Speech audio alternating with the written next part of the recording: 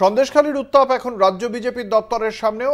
গতকালই আপনারা জানেন ধামাখালীতে বিজেপির কর্মী সমর্থকদের সঙ্গে যখন বচসা হয় পুলিশের, সেই সময় পুলিশের আইপিএস জসপ্রীত সিংকে লক্ষ্য করে বিজেপির কর্মী সমর্থকদের মধ্য থেকে খালিস্তানি শব্দ ধেয়ে আসে এবং সেই বিষয়ে অভিযোগ ওঠে বিরোধী দলনেতার বিরুদ্ধেও। তারপর থেকেই শিখ সম্প্রদায়ের মানুষজন বিজেপির যে রাজ্য কার্যালয় রয়েছে সেখানে তারা বিক্ষোভ প্রদর্শন করছেন। সেখানে রয়েছেন আমাদের প্রতিনিধি শুভঙ্কর মণ্ডল। সরাসরি চলে যাব শুভঙ্করের কাছে। শুভঙ্কর, কি বলছেন শিখ সম্প্রদায়ের মানুষজন এই ঘটনার প্রেক্ষিতে, কি তাদের বক্তব্য?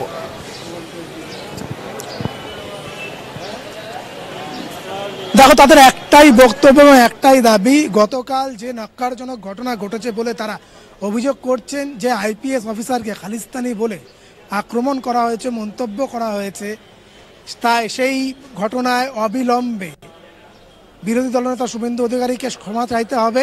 শুধু তাই নয়, প্রধানমন্ত্রী এবং স্বরাষ্ট্রমন্ত্রী উভয়কেই ক্ষমা চাইতে হবে। এবং যারা এই ধরনের মন্তব্য করেছে বলে শিখ ধর্মাবলম্বী মানুষেরা এখানে যারা উপস্থিত রয়েছেন তারা দাবি করছেন যে তাদেরকে অবিলম্বে দল থেকে বহিষ্কার করতে হবে। এবং আমরা কিছুক্ষণ আগে দেখেছি যে বিজেপির যে সদর দফতর এই মুরলীধর সেন লেন যেখানে আমি আছি, সেখানে কিছুক্ষণ আগে রাজ্যের 32টি যে গুরুদুয়ারা রয়েছে সেই গুরুদুয়ারা থেকে একটি প্রতিনিধি দল, 10 থেকে 12 জনের একটি প্রতিনিধি দল, তারা ভেতরে যান, একটি স্মারকলিপি ভেতরে নিয়ে যান, যেখানে কিন্তু সেই স্মারকলিপির মূল বক্তব্যই ছিল যে গতকাল আইপিএস অফিসারের উদ্দেশ্যে যে খালিস্তানি শব্দ ব্যবহার করা হয়েছে সেটি তারা মানেন না এবং কেন এই ধরনের মন্তব্য করা হলো তার উত্তর তারা চাইতে চান। কিন্তু বিজেপির সদর দপ্তরে কোনো বা কেউ উপস্থিত না থাকায় সেখানে কিন্তু সেই চিঠি যারা ছিলেন সংশ্লিষ্ট তারা সেই চিঠি নেননি এবং তারা জানিয়েছেন যে এই চিঠির যে লাইনগুলো সেই লাইনগুলো অত্যন্ত কন্ট্রোভার্সিয়াল, অর্থাৎ সেগুলো নিয়ে বিতর্ক রয়েছে। তাই এই মুহূর্তে তারা যতক্ষণ না সেগুলো প্রমাণিত হচ্ছে তারা এই চিঠি রিসিভ করতে পারবেন না, গ্রহণ করতে পারবেন না।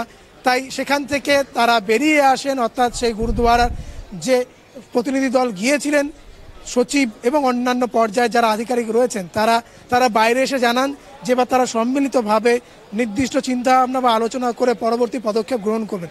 কিন্তু সকাল থেকে আমরা দেখেছি যে মুরলীধর সেন লেন, শুধু সকাল নয় অঙ্কুর, আমরা গতকাল বিকেল থেকে আমরা দেখেছি যে সেখানে কিন্তু যারা রয়েছে শিখ সম্প্রদায়ের মানুষরা তারা এভাবেই তারা অবস্থানে বসেছেন এবং তারা অবস্থান চালিয়ে যাচ্ছেন।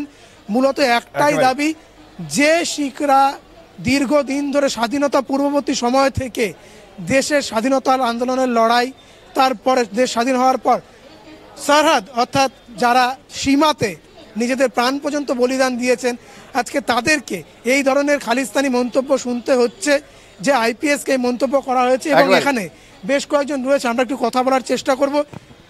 যে মন্তব্য ধন্যবাদ। আমাদের সঙ্গে ছিলেন আমাদের প্রতিনিধি শুভঙ্কর মণ্ডল।